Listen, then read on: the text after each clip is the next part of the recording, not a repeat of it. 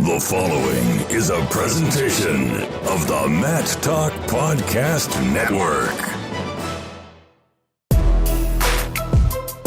You are now tuned in to the PA Power Podcast, College Edition, featuring Mason Beckman and Tristan Warner. PA Power Wrestling.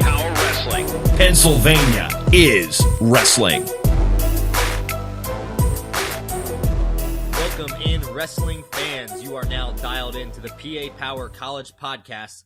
As Jason Bryant of the Mat Talk Podcast Network said, I'm Tristan Warner, joined by my main man, as always, Mason Beckman, a.k.a. Beck Diggity. Beck Diggity, what are we on, episode 11 now? Can't even keep them track. 11. The double hockey sticks. Yeah, man, things are good. Season's here, finally, right? This is our final season preview episode. All-Star Duels this weekend. Official competition starts this weekend. At long last, after, what, a 6-month wait? No, longer than that. I was going to say, it feels like forever. We've done 11 podcasts now, and we've just been talking about nothing. There's been no wrestling going on, so finally it's time to start banging. About a 7.5-month wait, I think. Yeah, so either way, been a long wait, way Basically, too long. We've been talking about nothing for 7 months, so it's time to get cracking. Well, if you've ever talked to me, about 30% of what I talk about, it consists of nothing. So, but rolling on into it, a couple little news and notes to get started. Number one, huge commitment, Trent Hidley, number one ranked guy in the country, state champ for Mifflin County. He's going to join his older brother. He's headed to North Carolina State to be part of the Wolfpack. If you haven't seen it, go check out the write-up that Jeff did on Trent's commitment. He talked with Trent about his thought process and why he chose NC State. And it didn't choose it for the reasons that you might think. So that's on the PA Power site. Check that out if you haven't already. So that obviously is a huge addition to the Wolfpack, which is a program that just continues to get better. Yeah, and Trent just came off, a 5th place finish at Super 32. I'm sure not what he wanted. Obviously still a strong showing, but that guy has got so much talent. The sky's the limit for him. I mean, he'll bounce back, and there's no telling that, he'll get another crack at some of those guys he lost to, but he's going to do huge things this season and huge things for NC State, so the Wolfpack should be excited about bringing him on board. Yeah. So I don't think it's any coincidence that NC State's program is consistently competing at a high level now, and they've got a few Pennsylvania guys on their roster. Just going to throw that one out there. So anyway, Trent's headed to North Carolina State. The other interesting tidbit, I was digging through Wrestle-Off results throughout the country that, have been going on for the last week or so. A match that still blows my mind is actually a Wrestle-Off, but, I guess it's a good problem to have for the Sun Devils out there at Arizona State. But Josh Shields beat Jason Surtis in an in-room, I think it was an in-room Wrestle-Off.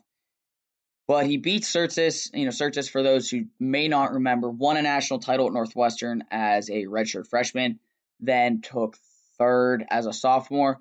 Since then, didn't have his best outing as a junior, left Northwestern, deferred a year and everything, and now he's back for one last year to compete and everything at Arizona State. And, Shields is a guy that, to be honest, it does not surprise me that Shields won this match. He's a kid that consistently just kept getting better and better and better as the year went on last year for Arizona State. He won a state title in high school at Franklin Regional. He's always been a really, really good guy. But I know that was one of the most anticipated Wrestle-Offs going on across the country. So thought that one was worth mentioning. Yeah, that's crazy. Like you said, that's even a Wrestle-Off. I mean, geez, you got a former NCAA champ and Shields, who was pretty close to All-American, ranked I think it was an 8 seed at NCAA. So, I mean, that's an incredible Wrestle-Off to even have. And then who knows what you end up doing in that lineup with those two guys sitting there. I mean, it's hard to believe that either one of them would not start. But, yeah, I mean, I've seen a lot of good Wrestle-Off results, Mason. I don't know if you've paged through some of the other big-time programs, but there's been quite a few upsets, I would say. I think the front page of Intermat right now, if you look at it, actually has like top 10 upsets and Wrestle-Offs or something like that. There's been some nationally ranked guys going down.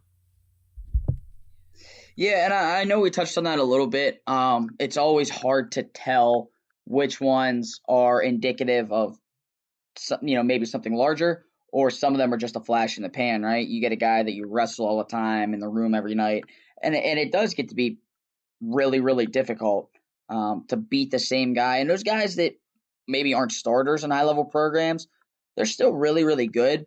So there's always some wacky wrestle-off results, but to have two guys that have established themselves as, top flight good, one's a national champ, and like you said, Josh Shields, I'm trying to dig up what his seed was last year right now. Because I think he got upset by 9-seeded Cleggan in the round of 16, and Cleggan was in the quarters, so pretty sure he was an 8 seed.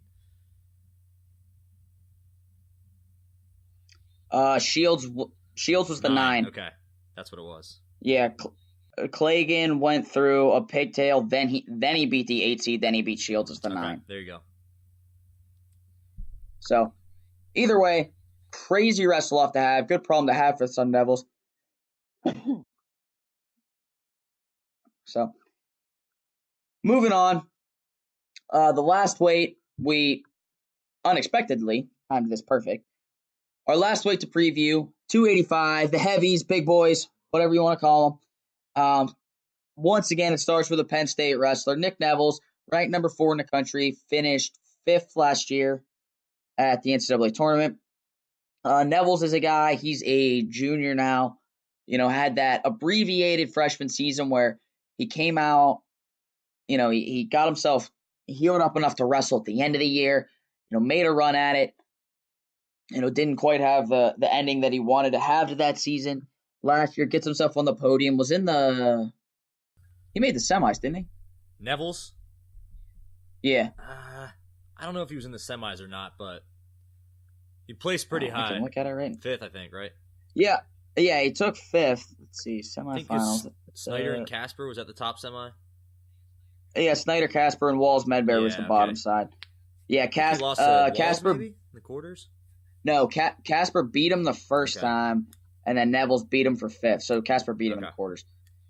So regardless, Nevels is the highest ranked guy with Pennsylvania ties on this list. He's a fun guy to watch, a very active heavyweight. The next guy down on the ladder is Ryan Solomon.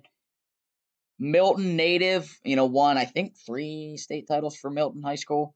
2 or 3. Ranked 9th for the Pitt Panthers. Always been a solid guy. Definitely looking to to get himself up there on the podium this year. He's had some pretty good wins.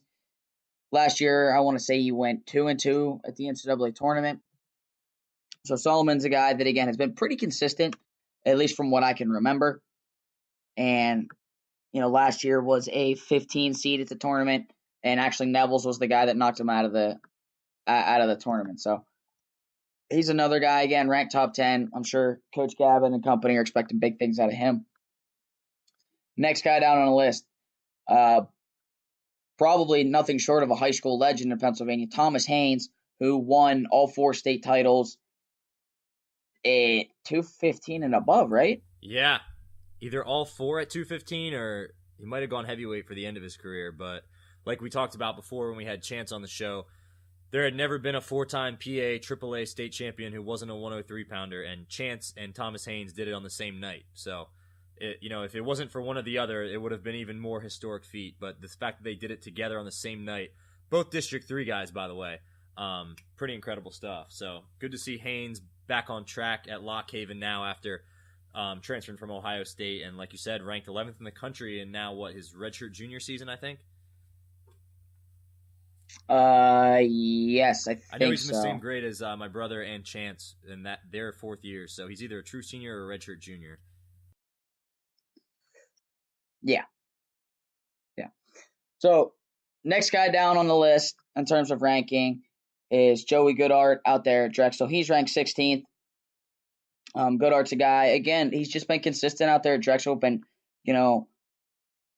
somewhat quietly just been getting better and better and better as time goes on. Another District 3 kid, Hempfield.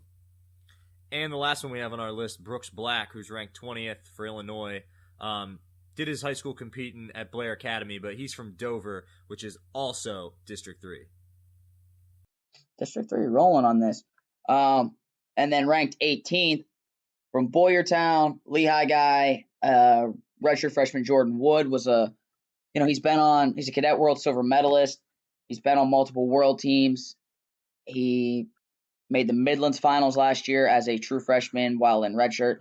So Wood's a kid that I know that program expects a lot out of him. He's consistently competed at a very high level, no matter what age group or no matter what level he's been at. So I'll tell you what, we got 6 of those guys, 6 of the top 20 have Pennsylvania ties to it. That's a pretty solid list right there. Yeah, I would say. Like I said, 3 or 4 of them from District 3. That's pretty cool just for someone from down here. But yeah, I mean, to have 1, 2, 3, like you said, 4, 5 guys from Pennsylvania ranked in the top 20 at any weight is good, especially at heavyweight. So yeah, hoping to see some of these big boys on the podium come March. Absolutely, and I think that's a very distinct possibility. So, next thing on our docket here, we've talked about it a couple times before. I figure we should make some predictions. We might as well start firing some shots first weekend of the season. All-Star Duel. Prediction time. Okay, so we're going to run through the lineup real quick. 25, Darian Cruz, Nick Piccinini. 33, Seth Gross and Stevan Mičić. I think it's Stevan. I hear it pronounced all sorts of different ways. 41, Bryce Meredith, Kevin Jack.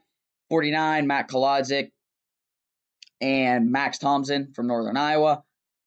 57, Alec Pantaleo and BJ Klagan. 65, Walsh and Schleifer from Princeton. 74, rematch of the headgear pole match. Mark Hall, Zahid Valencia. 84, Drew Foster, the Jeff Gordon shirt versus Pete Renda. 97, Jared Hott versus Colin Moore. And heavyweight, Tanner Hall versus the aforementioned Nick Nevels. So let's go from the bottom up. 125, Darren Cruz, Nick Piccinini. Who you got? Cruz, PA. For sure. I know you're not picking against him, so we can move on to 133. No, I'm not. I will never pick against Darren. And you shouldn't. No. Why would I? Even though a lot of people have an affinity for picking against Darian, in spite of the fact that he's the defending national champ. Kid just wins a lot, especially when it matters, but that's fine. So I'm going Darian at 25. I think that'll be a really fun match. Both of those guys are really active and just fun to watch in general. 33, Gross and Mičić. I'm going to have to go with Seth Gross, the returning national runner-up, who I really felt strongly was going to win the title last year, especially once I saw he got to the finals. Corey Clark was kind of banged up, and even though he had a great career, I really thought Gross was going to pull that out. I was a little surprised, by the way. I mean, it looked like he was a little cautious in the finals maybe, but I think Seth Gross was probably the best guy at that weight class last year, and I think he's the best guy at that weight class this year. So I'm going with Seth Gross. Oh, shots fired. Best guy at the weight, I forget? I definitely forgot somebody switched into the weight class, didn't I? Okay. No, I'm just saying shots fired to the rest of the country. Okay. I couldn't remember if that was one of those weights where like there was some big name guy who like dropped a weight or something, and I was just misfiring. But well, Luke Pletcher, he's our guest this show. Come on, man. I would like to see Luke Pletcher be the national champ at that weight. Let's just say that. That would be any PA kid I'm pulling for. But I know Gross is a little bit of a veteran right now. He's hot. He like we said, coming off the national runner-up finish. So go get him, Luke. I hope so. So I'm going Mičić. I'm gonna have to disagree with you. I think they're both awesome. They're both really unique. Gross is kind of shades of AJ Shop, which I'm really interested to see how Gross's progression goes from here on out without AJ on staff at South Dakota State. A lot of the things that he did on top, you could really see Shop's fingerprints on. So that I'm going to be interested to see. Mičić, I think that kid is just really, really good. And obviously that's easy to say, he's an All-American and all that stuff. But I think Mičić is a kid that I think is going to be extremely tough to beat, not just for Gross, across the board. He does some really unique things. He spent a lot of time training overseas, so he's got a very unique feel to him. You can really tell by watching him that he's got a very, very large freestyle influence in his style. So I'm going Miocic. I think he scores enough points on his feet that I'm sure Gross will take top if he needs to. I think Miocic will score enough points on his feet that, if and when Gross does take top, he can kind of play the game down there to just stay off his back. So we'll see. Interesting. I like it. We'll see. 41, Meredith and Jack, which this match is such a cool matchup for so many reasons. But who you got here? Oh my gosh, these two have gone back and forth so many times. I'm gonna have to go with Kevin Jack. I feel like Meredith. It's hard. It's just a hunch. I really can't even break down this match and give you an analysis as to why. But I'm just gonna go with Kevin Jack on a hunch. I have so much trouble picking against either one of these guys for a variety of reasons. Number one, they're both just extremely good. They've both been high All-Americans twice. Let alone wrestling each other. You talk about it's like two dudes in a clothes dryer for 7 minutes. The two matches they had last year at NCAA is Meredith wins the first one. The second one, Meredith, it looks like he has a one, and Jack rolls him up and defensive pins him. And the book on Meredith has kind of been that the season, he's not bad during the season by any means, but he kind of rolls along during the season. And then when postseason time comes, that's when that kid really shines. He's got another gear that he kind of kicks it into. I'm just purely going on a gut feeling here. I'm with you. I think KJ wins this one. I think Jack wins this match. I could easily be dead wrong. They're two of my favorite guys to watch in NCAA wrestling, so I'm really excited for this match.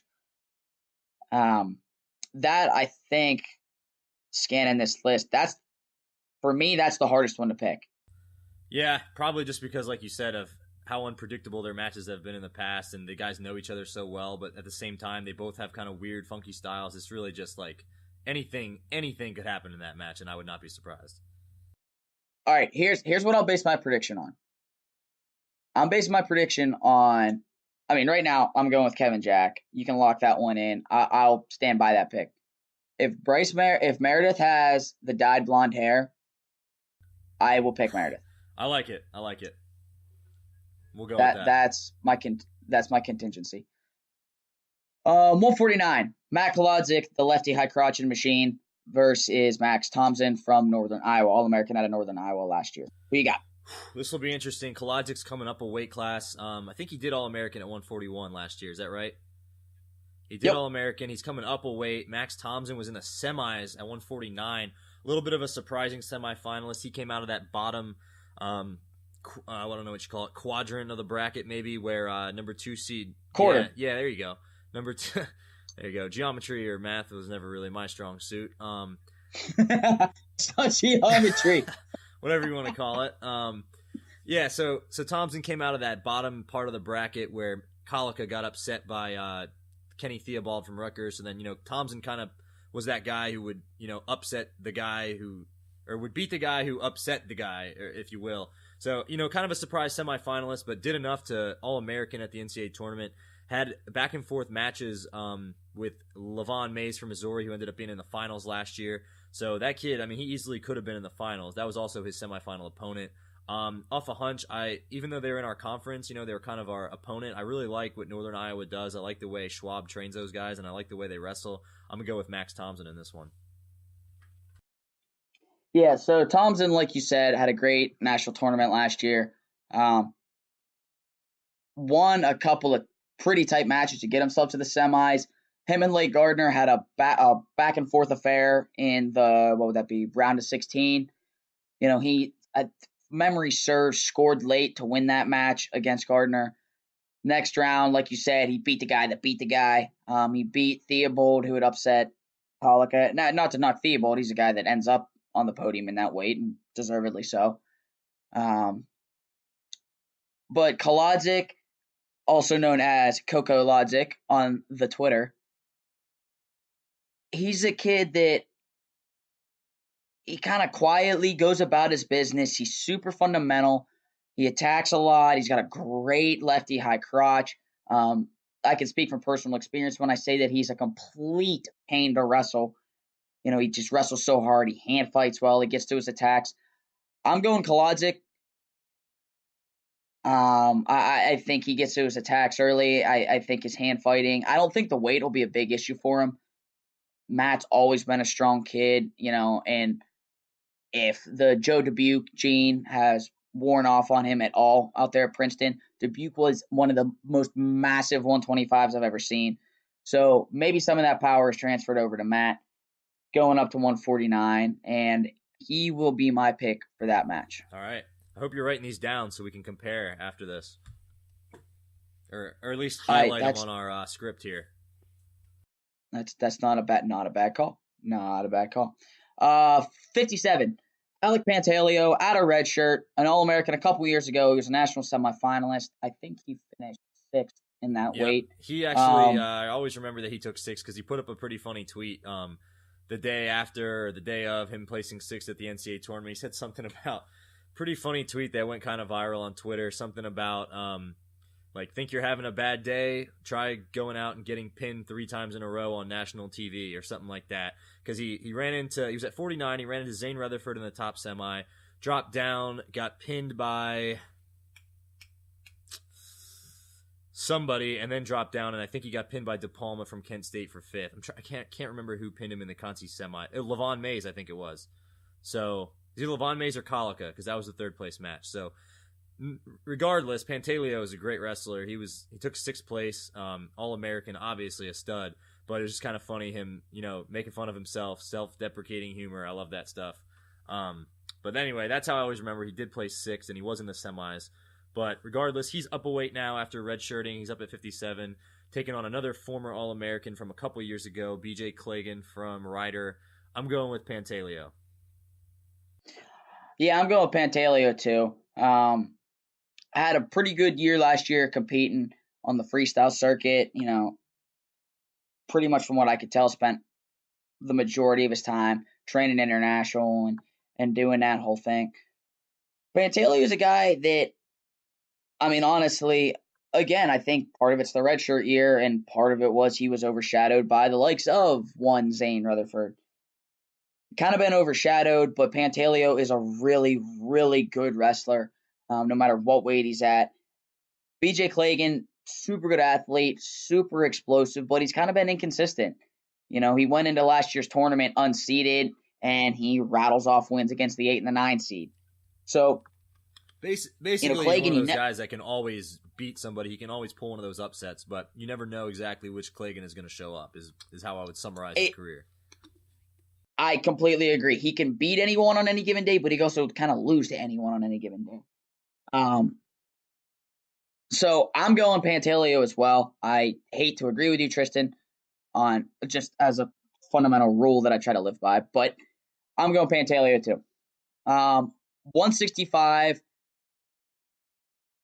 Chad Walsh, one of, if not the most dangerous wrestler in America, versus Schleifer from Princeton. Schleifer's national qualifier. Walsh, a 2-time, All-American. What do you got? Chad Walsh. Too funky, too dangerous, too what's the word? I want to say he's proven too many times, especially on a big stage, that people will criticize him and say things like, if you don't get headlocked or if you don't get chin whipped, he's got nothing. But, he's proven so many times that he can go out against some of the best kids in the country, even some that are unorthodox themselves or even ones that are just so fundamentally sound, and he'll find a way to put you on your back somehow. He'll find a way to claw back into a match and win. I've got Chad Walsh.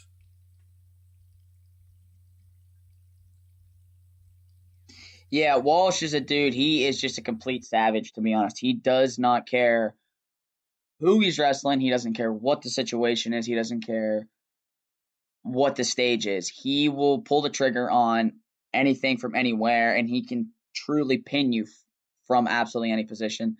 Great headlock, great chin whip, great scrambler, and he's just, some guys are just pinners. You know what I mean? They just have a feel for it. And Walsh is the kind of guy that it seems like time after time, he turns into things just the right way at the right time to pin somebody. It sometimes you're wrestling a practice and you just kind of fall into a cradle. You know what I mean? And Walsh is a guy that seems to have a feel to create those positions. I have no idea how he does it. His older brother was the exact same way. That's probably why. Right there. You just said you have no idea how. I'm going to give the credit to Taylor there.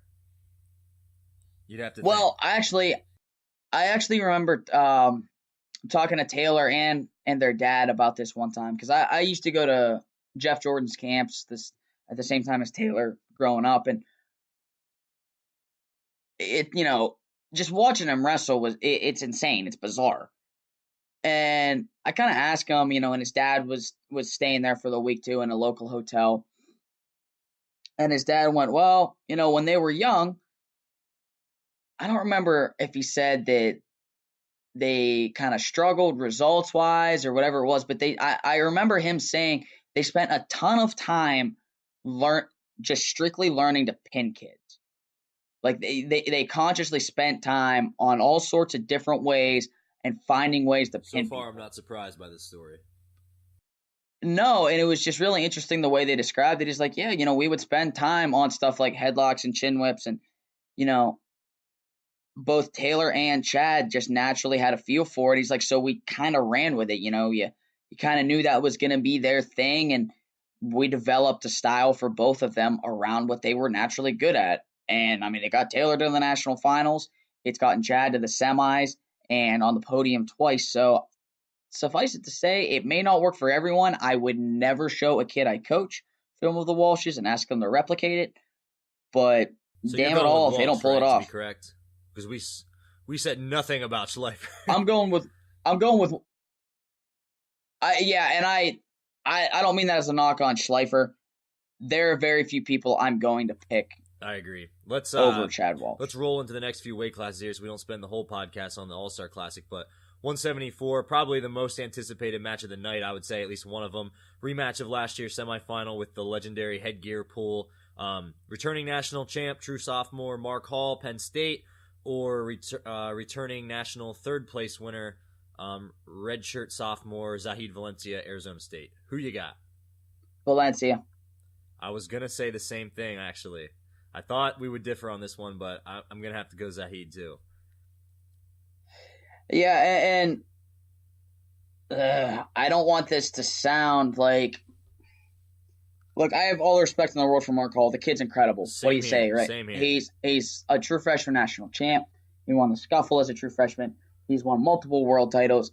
The kid has literally won just about everything he's had the chance to win. I really don't want to pick against him, so it's a really hard decision. But I'm not saying he's not going to win the national title at the end of the year. I just think Zahid might get him this time, and then who knows, Hall might get him again at nationals. I just have a hunch that Zahid, I don't know, I mean, if there wasn't for that headgear thing, who knows what would have happened in that match to begin with.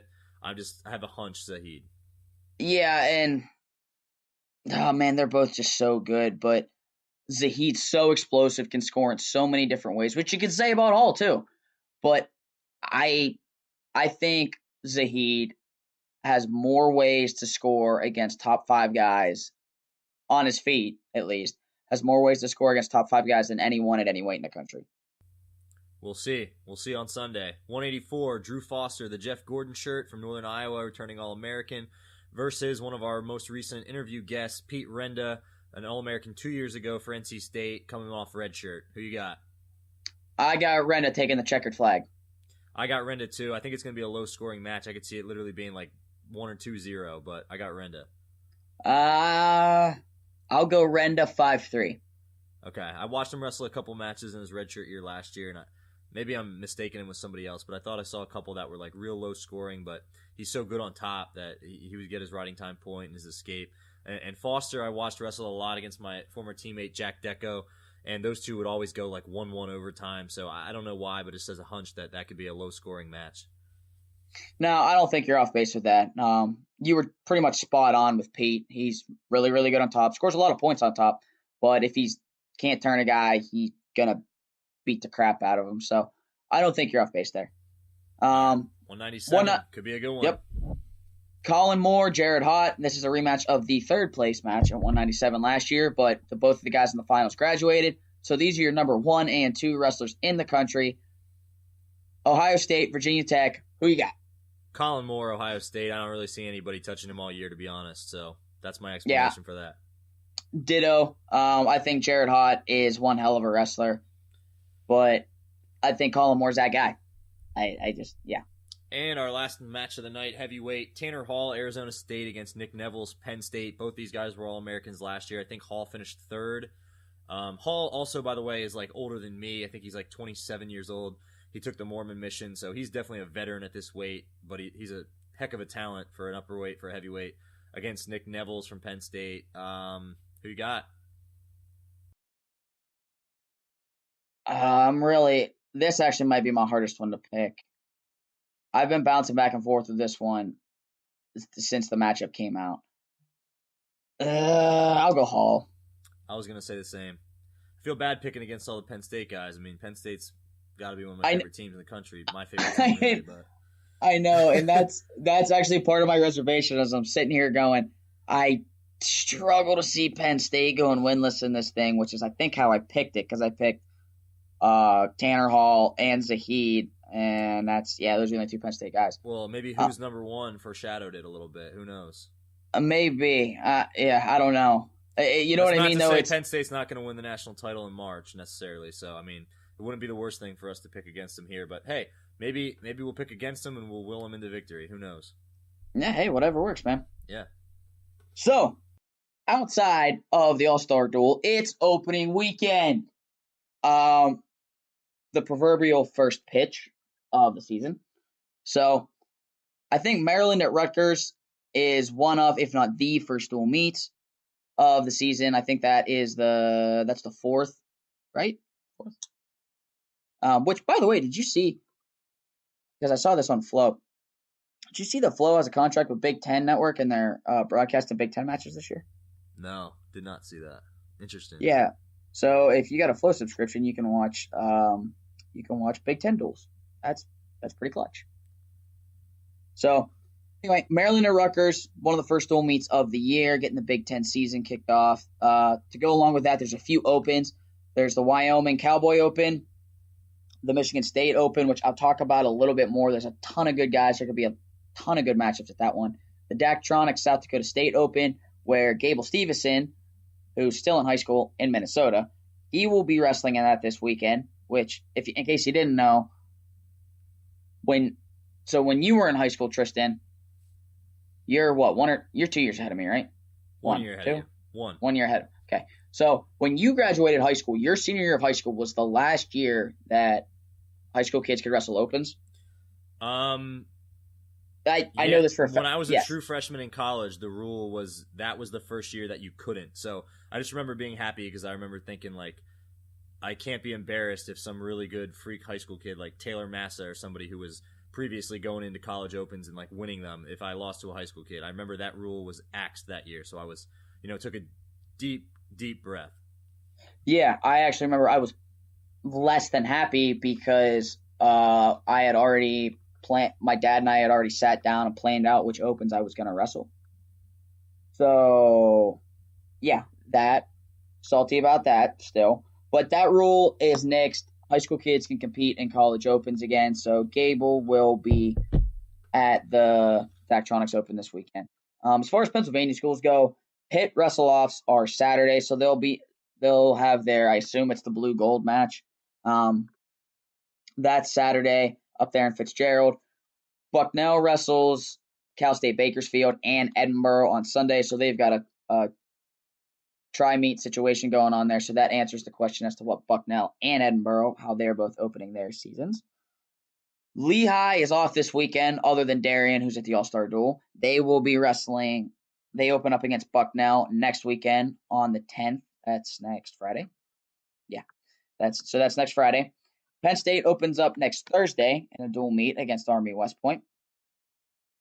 Clarion hosts Utah Valley in a dual meet Friday, and then the Clarion Open is Sunday. That is like every year that was always the first open on our schedule, for our guys that redshirted or our backups.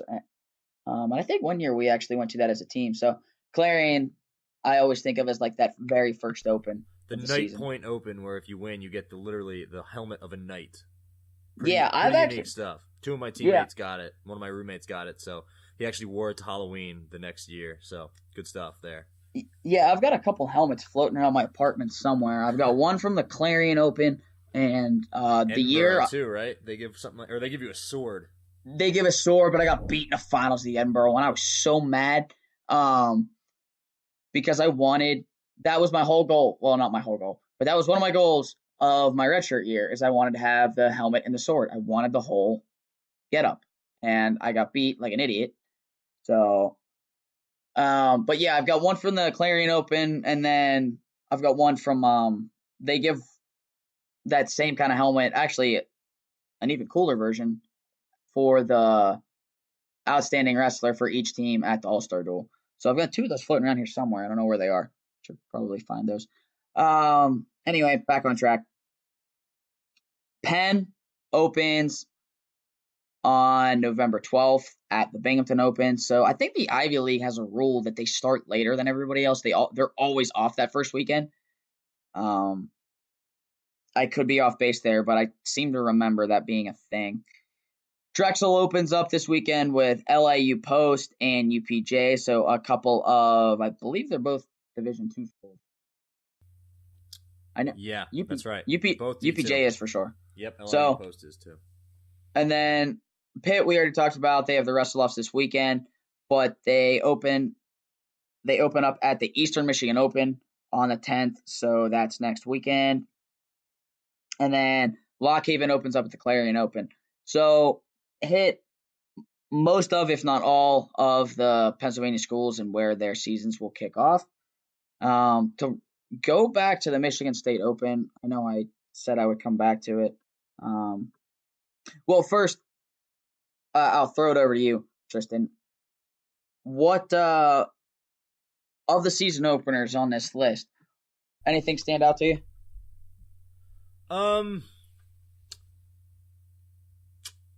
I mean, the Clarion Open's always interesting. We went there one year. Actually, we went there one time, and I ruptured my pec in the finals of that tournament, and I was out for the entire season. So can't say I have great fond memories of wrestling at the Clarion Night Point Open. I did think it was cool how you got a helmet if you won. My roommate got that, like I said. But that's always an interesting open. Like, there's a lot of, how do I put it? It's a good way to watch a lot of PA kids that just came out of high school last year. And it's good to see where they're falling in the ranks in college wrestling, basically. It's, like you said, it's the first open of the year. There's a ton of PA kids because there's a bunch of PA schools there. Mm-hmm. So it's cool to see where all these kids, that you just watched at the state tournament in March, they're getting their feet wet in college wrestling, their first tournament. So I always like looking at the results of that, seeing where, the red shirts for Lehigh and Penn State and Bucknell and Edinburgh and all these teams, how they're doing. There was one duel on here I thought was interesting. Was it Bucknell that opens up this weekend with California? Yeah. Bucknell, Edinburgh could be interesting, and Bucknell, Cal State, Bakersfield could be interesting as well. Thinking about those duels, I'm trying to think if there's any really interesting matchups in that one. Bucknell has a couple studs, like we talked about, Tom Slay, Tyler Smith. I don't know if they match up with Edinburgh studs or not, but yeah, I mean, either way, that'll be an interesting matchup to get things going. An all-PA battle right there. I would say that one the most. Maryland at Rutgers, too, but that's not really... There's some PA kids on those rosters, don't get me wrong, but that's not really a Pennsylvania battle. No. So the thing for me, without question, is the Michigan State Open. So to rattle off a list of... By the way, talking about all these opens, we should do a segment one of these times about different stories from college open tournaments, because if you've never experienced the red shirt life or the life of traveling to open tournaments, it's quite the life to live, man. There are some absurd stories from open tournaments. Yeah, we'll squeeze that into our next when we recap the opens from this coming weekend. We'll have to talk about that. Yeah, I'm sure you've got some ones that are coming to mind. But anyway, the Michigan State Open. Names of note in this tournament. So you've got Ryan Milhoff. So Arizona State is sending everybody other than Zahid. So they're sending the squad. And they've got a pretty good one. You got Ryan Milhoff. Mitchich is there at 33. So there's a couple All-Americans. Isn't Mitchich going to be at the All-Star Classic? Oh, wait. So I guess he won't be there. Why is he registered then? Unless he's going to be in two places at once. You never know.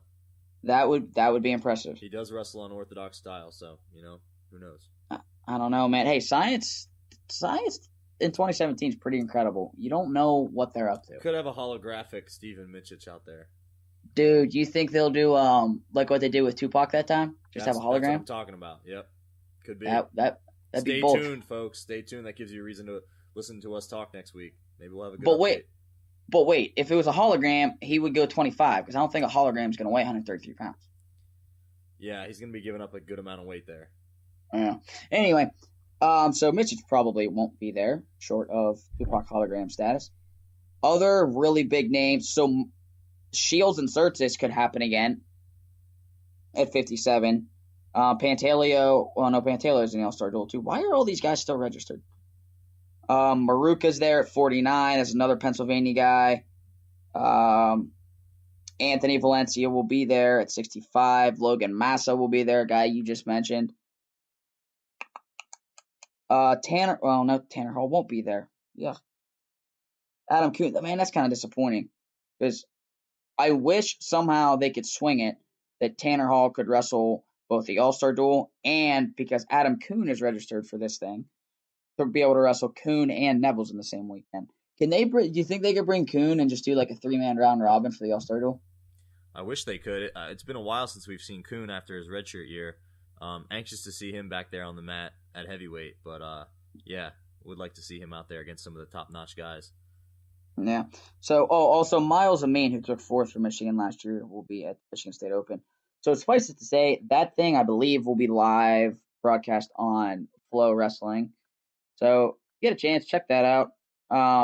That will be worth watching. There'll be some good scrap, and not just from those guys that we mentioned, but one of the fun things about Opens is you get to see guys that maybe they don't have that breakthrough win right away at the Opens, but you can, if you pay attention, you'll see guys that build throughout the year, and you can kind of see who's going to be the next big thing. All right, so, like I said, if you pay attention to Opens, you can see some really good guys and, maybe find, your next favorite wrestler or whatever.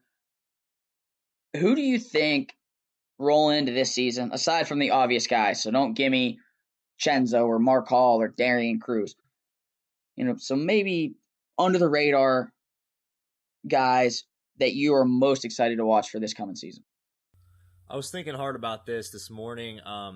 It's hard to get a grasp on who will be out there this year because there's a lot of under-the-radar guys, like you said, that don't immediately come to mind. You literally have to go through every PA team or even every team in the country's roster just to look to see, some guys that might come out of the floodgates here. But I don't know what it is, but probably my favorite wrestler in Pennsylvania, one of my favorites at least from Pennsylvania, will be back on the mat this season after missing, I guess, almost a season and a half now. Zeke Moisey, West Virginia. He's back on the mat after that historic run to the finals a couple years ago. Got hurt his next season. Missed all of last year. Took a red shirt. He's back at 125 this year for West Virginia. I'm really excited to see how he does this year, and he's just one of the most exciting guys to watch. That semifinal against Gilman a couple years ago, I've talked about it all the time. It's one of my favorite matches I've ever seen in person. Excited for him. It wasn't even a match. It lasted 90 seconds. Not even. Lasted like 34 seconds. yikes. 37, maybe. But yeah, I'm gonna go with Moisey as my most anticipated guy to watch coming back this year. So, most anticipated guy. Oh, man, if I got to pick one. I'm biased. I get it. We know you're going to pick a Lehigh guy. Just tell us which one. Go ahead. All right, so I'll give you a Lehigh and a non-Lehigh one. How's that? I'm going, he's not a Pennsylvania native, but he wears a Pennsylvania singlet. I am so excited to watch Jordan Cutler this year for so many different reasons. He's up at 174 this year, and trust me, if you watched Wrestle-Offs, Lehigh's Wrestle-Offs, or if you have seen him at all, that kid is absolutely enormous. He weighs 185 rock solid. So he's every bit of 174. He looks, as far as watching him in the room and watching him compete and everything, he looks so much better. I know I've talked to him. He's having so much more fun. He's got the energy every night in the room and when he competes to just go out and cut loose and score points. I'm super excited to watch him. Obviously it helps that he was a teammate of mine and he's a friend of mine. So that's probably my number one guy. If you throw Lehigh guys out the window, I'm really excited for Hayden Hidlay. He's another dude that just goes, I think the term the Hidlays use is full crank. I think full crank. Something like that. But Hoagie Hidlay going full crank. I'm excited to watch that. That kid just goes balls to the wall the whole time. We talked about his younger brother, Trent. I can't say little brother because Trent is enormous. But his younger brother, Trent, committing to be his teammate next season. So maybe that gives Hayden a little bit of an extra boost. I think he's going to do big things this year for the Wolfpack. Okay, and joining us on the podcast now is a 3-time Pennsylvania high school state champ from Greater Latrobe. He was a national qualifier last year as a true freshman for the Ohio State Buckeyes. He'll be back in the lineup this year at 133. Luke Pletcher. Thanks for coming on, Luke. How's it going, guys? Good, man. How are you? Pretty good. So how's this season?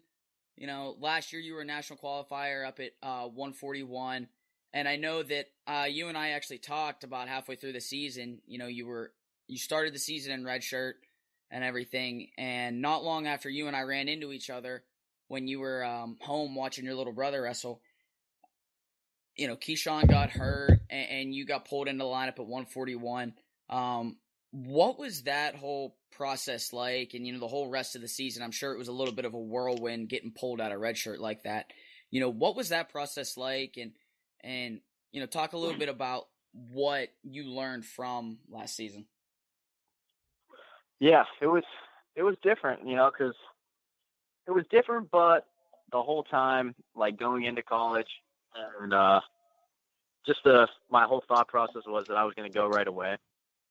Going in, we didn't really expect NATO to move up to 33, but he got bigger over the summer, and it wasn't a big deal because I had a red shirt and I could red shirt. So the whole summer I was training like I was going to be into the lineup. So that really didn't bother me whether I had to go in or not. But so I started the year at 33.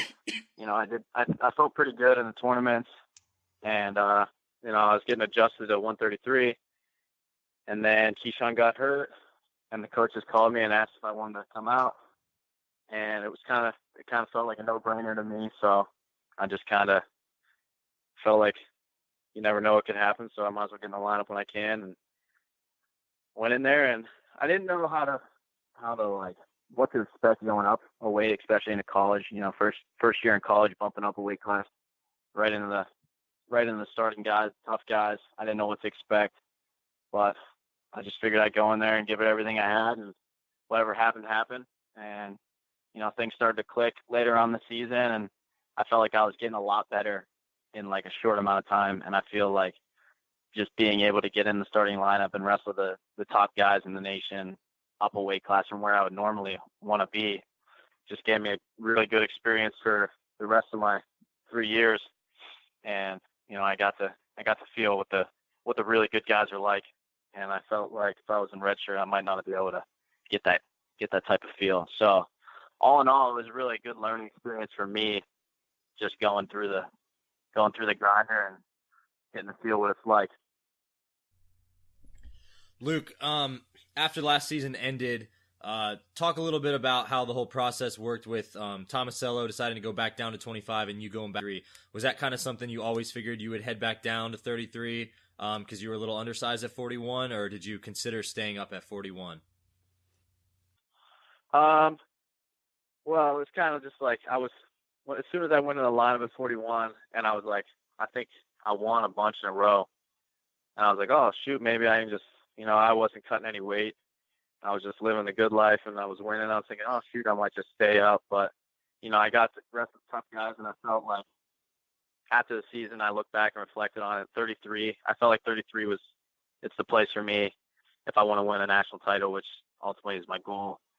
And so for NATO moving back down, I feel like that he's a really good guy, and he's a good team player. So it was good. I mean, I had a red shirt to burn still because I got mine back, but I felt like 33 was a place for me to win national title, and Nato did his part, and he sucked it up, and we're looking to win back-to-back this year.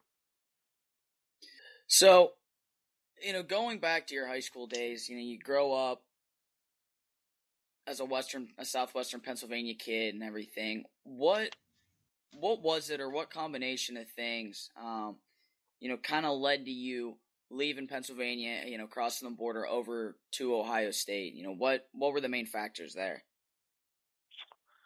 Well, I don't know. I know I love the room. The guys around my weight there is, I can't ask for anything better. Crossing the border, that really didn't mean anything to me. But when I was thinking about, I obviously considered Penn State just because they're tough and, they're my home school, I guess you could say. But I just wanted to go somewhere different. All my buddies that aren't wrestlers, they were going to Penn State or Pitt, somewhere in Pennsylvania, and I felt like for me to grow, it's probably better off to just, go, do it on my own and work through everything by myself, and just kind of start fresh. You alluded to it a little bit right there, talking about your workout partners.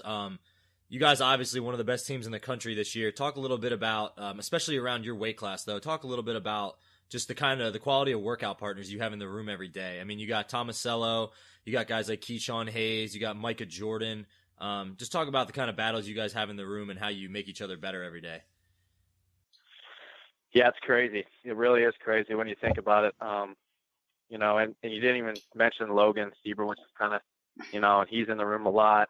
It just seems like one day there's someone in there. If you're having a bad day or you're having a good day, there's someone in there that's having a great day, and they're just going to beat up on you. You know what I mean? So no matter how good you're feeling, I feel like there's always someone in there that's feeling really good that day. They're going to beat up on you. So it's kind of it's a really good thing. You just get to feel tough guys every day, and when you're getting beat up or doing good, you continue to grow against really good guys. Yeah, you mentioned Logan Stieber, and one of the things that has really been attractive, I know, for kids going to Ohio State, and it's part of what's made your guys' program so successful, is a lot of the athletes have stuck around and, that are competing at the next level. And, you've got Logan, who's a world champ, and Kyle, who's still competing, who's won a couple world titles in the Olympic Games. What's it like to be around those guys on a day-to-day basis? And I mean, your teammates with Kyle, what's it like to be around those guys that are currently having success at such a high level? What do you guys as a team, or what do you personally gain from that and learn from them? I think me personally, I think it just helps with my mental side, like knowing that I'm working side by side with these guys that are doing, they're going to the highest levels of our sport. So I know that I'm practicing the right way. I'm doing the right things. My practice, I'm just getting everything I could possibly want to become the best wrestler I can. So I'm in the right situation. Looking ahead to this year, Luke, what are you most excited for this season? Obviously, it looks like you're not going to redshirt this year. You're coming right back in at 133. Are there any specific matches or just any part of the season in general that you're really looking forward to? Yeah, nothing really in particular. I'm just ready to get this thing started. I'm tired of practicing. I just want to get out there and start competing. And, this weekend starts it for us. We're going to Princeton Open, and I'm just excited to start, traveling with the team, everything, wrestling matches, just getting out there and grinding. So you guys, part of your schedule this year, you guys wrestle at the Bryce Jordan Center, right? I think it's in Rec Hall. I don't think they could get Bryce Jordan for us. I'm not sure, though. Okay. Well, I guess either way, wrestling in Happy Valley at Penn State, you kind of mentioned Penn State being one of, your home schools, right? You kind of – yeah. You guys are kind of split between Penn State and Pitt, I'm sure. Mm-hmm. Do you think that adds a little, for you personally, does that add anything, a little bit extra coming home? And I'm sure it's a little bit easier for guys you grew up with, non-wrestlers and your family and everything to get out to that match? Yeah, it'll be pretty cool. You know, a lot of my buddies came down to Ohio State last year to watch us wrestle Penn State. So, I mean, I'm sure they're still going to be screaming and might even be throwing stuff. But I know I'll have, you know, there'll be fans there for me. They've been watching me throughout my whole high school career, and I think I didn't do anything too bad to make them mad at me. So I think I'll be all right there. But it'll be cool to go back and, you know, wrestle in PA. And I think, yeah, it'll be a pretty cool experience. Luke, talk a little bit about Te'Shan Campbell making the transfer from Pitt over to Ohio State. There's another PA kid that we like to talk about. Had a pretty solid year last year. I think he was 2 rounds away from All-American at 165 for Pitt. He made the transfer over to you guys. How do you feel he's doing so far over there at Ohio State, and how do you think he's going to fill in a nice weight class there for you guys? Yeah, he's doing good. I remember telling I forget who I was talking to it about, but I remember saying in high school that he's just like, he was so good, and if you could just be in like a room that with like really good guys who just got really good training, he could be crazy good. And I feel like that might have clicked in his head, and he realized that, and now he's here. He's wrestling. I see him. He wrestles with Bo Jordan pretty much every practice, you know, and he gets to go up and wrestle Miles and the big dogs and Micah and everybody like that. So for him, he's wrestling. He looks tough.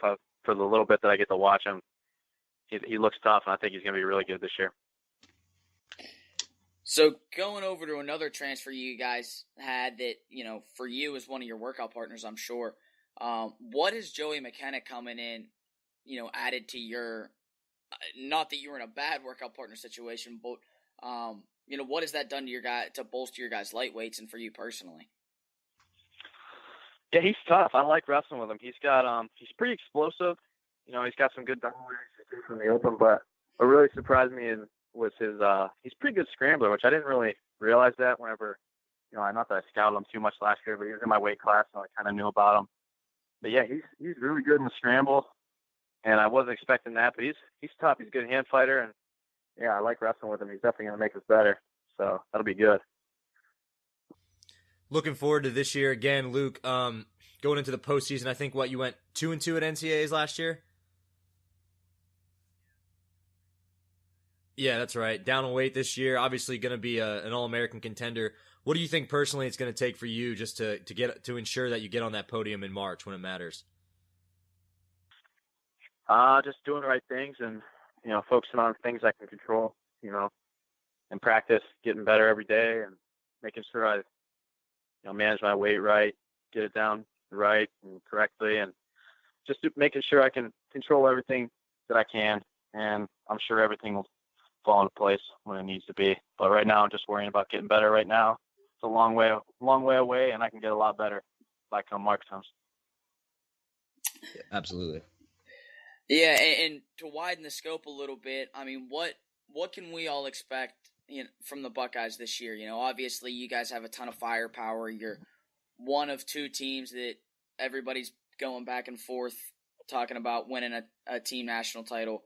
You know, what can we expect to see from you guys on a weekly basis, and when you guys really bring the firepower out? I don't know. It's kind of a tough question. Just kind of the same thing I said individually. I guess we're just trying to, you know, it's a long way from March. We can still all get a lot better, and, you know, just staying healthy, make sure everybody stays healthy, getting better every day. And by the time March comes, we're all going to be coming full strength, and that's when it really matters. Last thing I got for you, just recently a couple big name Pennsylvania kids also making their college commitments to Ohio State. How does it feel to know Sammy Sasso and Gavin Hoffman, I believe, is that right, are both headed over to Columbus to become Buckeyes? Yes, sir. It's pretty cool, man. They're tough guys. They came on their visits. You know, I really liked them, like, outside the wrestling room, which is a big thing that we've been preaching, just growing the culture, getting better as outside of the wrestling room. And, you know, we're all a tight-knit family, and, you know, they're good guys. They're hard workers. They're going to be good. You know, Sasso, I'll get to wrestle with him. You know, we wrestled a couple times in high school. He's a good dude. It'll be just good. Can't wait for them to get to Columbus and start working out with us. Yeah, I mean, that's awesome, man. And, you know, I think that's pretty much everything we had for you. So at this All point, right. If you got anything else for us, whether it's something you want, kids that are looking at Ohio State to know, or just anything you want to get out there, feel free. Yeah, I mean, not too much. Just, the Buckeyes are a good place to be. So if you're looking at schools or anything like that, just make sure you look into the Buckeyes. They're a good guy, good program, and really good, strong culture. Go Bucks. Awesome, man. Well, hey, thank you for taking time to talk with us. Obviously, I'm sure you're busy between school and, getting ramped up to compete this weekend. So thank you again. Sure. Best of luck this season. We'll be watching you and rooting for you, and just keep making PA proud, man. All right. Thanks, man. I appreciate it. Good luck, Luke. All right, Mason, you got one little tidbit for us here. Like we said last episode, we're going to throw in one little miscellaneous item. Mason, it drives you crazy to hear people overuse the term All-American. Explain. So, I hear this all the time. I heard it at Super 32. I hear it coaching at Flow Nationals and wherever else, right? You see it in kids' freaking Twitter bios. People are just grossly overusing and thereby watering down the term All-American. And here's what I mean. So if you go place at freshman NHSCA Nationals, the way to phrase that is that you placed at freshman Nationals. An All-American is someone who competed in a true, the tournament, the national tournament. Not something that say, anybody can come, because in that aspect, right, to say that any tournament that isn't bound by geography, that anybody who places is an All-American, that could be anything. That could be any PJW tournament, any JO kids tournament, any age group tournament that isn't bound by geography. You could say, I'm an All-American because I placed in an event that was open for national competition, right? And especially it's happening more and more. Everybody wants to say that they're an All-American and blah, blah, blah. The only things in high school that I can look at and understand why kids would say they're an All-American. So Fargo's Fargo. But again, Fargo is the tournament, right? That's what everybody funnels into for freestyle and Greco and their age groups. If you want to say, if you go out and you take, fourth at Fargo and you say you're a Fargo All-American, I have no issue with that from a high school perspective, right? Although what's interesting about Fargo is the vast majority of the time when you ask kids about it, when you ask kids what they've done, right, as far as list your high school accomplishments, if they placed at Fargo, they don't say they were an All-American. They said, I took third in Fargo Juniors. Right? Was that your only one in high school you recognized as All-American, or was there another? That's really the only tournament I would say. Okay, just to play devil's advocate, I agree with your point, but at NHSCA, if you do place at those grade level nationals, they decorate all over the t-shirt, which is part of the problem. The certificate, that's the part plaque, of the trophy, problem. It's All-American all over the place. So that's part of the alluring aspect, I think, of the tournament is that kids want to go there and place at the tournament, even if it is watered down, and just to say they're an All-American. And like you said, they can put it in their Twitter. Exactly. Bio, but that's a huge part of the problem. Events need to quit putting that term on their trophies. It is absolute nonsense. I love how fired up you're getting right okay, now. Whatever. And I'm not knocking kids that go to NHSCAs and place or they win or whatever else. But you go to NHSCA, and I'm not picking on that event either. But you go to one of these things, use Flow Nationals. You go to Flow and you win. You are not a national champ. You won. You're a Flow National champ. Yes, you won Flow Nationals. And that's that is a very difficult thing to do. That's a big accomplishment for a high school kid. Absolutely no question. But you were not a national champ. Yeah, well, the good thing is when you get to college, you're either an All-American or you're not, and that defines your whole career pretty much, as we've talked about. So in college, there's really no, there's none of that. It's really just in high school and even in little kids maybe where the term All-American can be subjective. But it's pretty black and white in college. But that's what aggravates me is so you're talking specifically from a high school or youth standpoint, not from a college. Yeah. So I'm talking about this across the entire spectrum of youth to college wrestling, right? So, and what I mean by that is if I tell you a kid went, yeah, he was an All-American wrestler, you think a college guy, right? Yeah. Okay.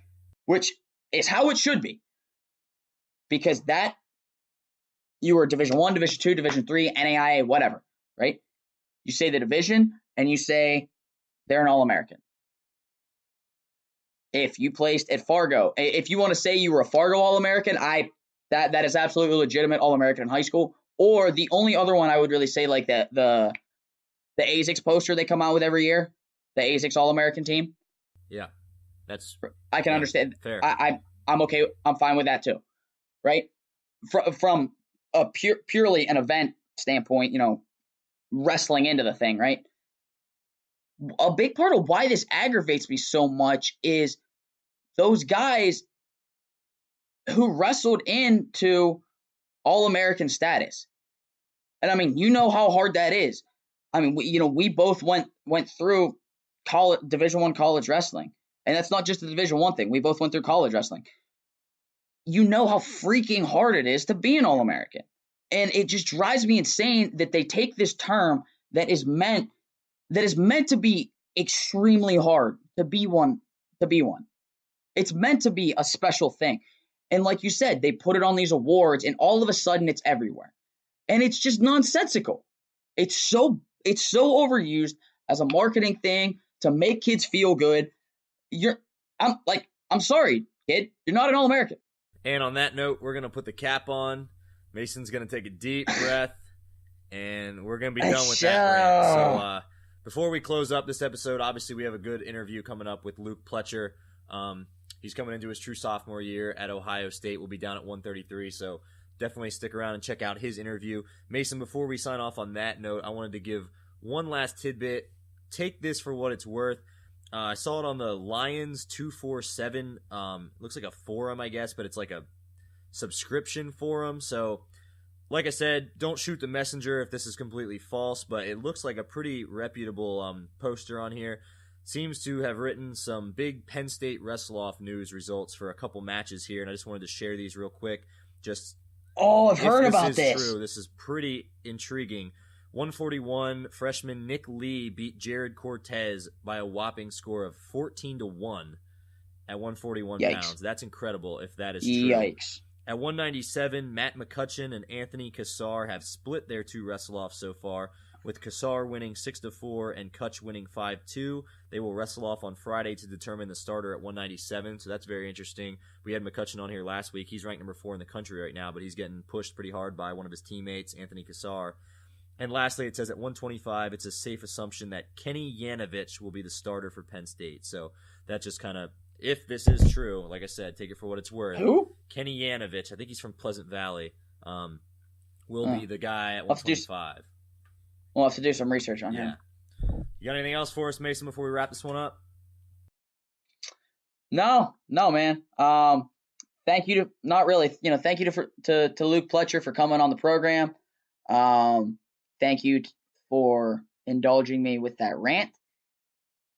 And hey, rest of the season here. Thank you guys for joining us. It's going to be a fun ride this season. I hope you're here with us every week. We're going to have fun. If you see us at any wrestling events, give us a shout out. I really appreciate it. Last weekend at Super 32, I had a bunch of people at one point or another,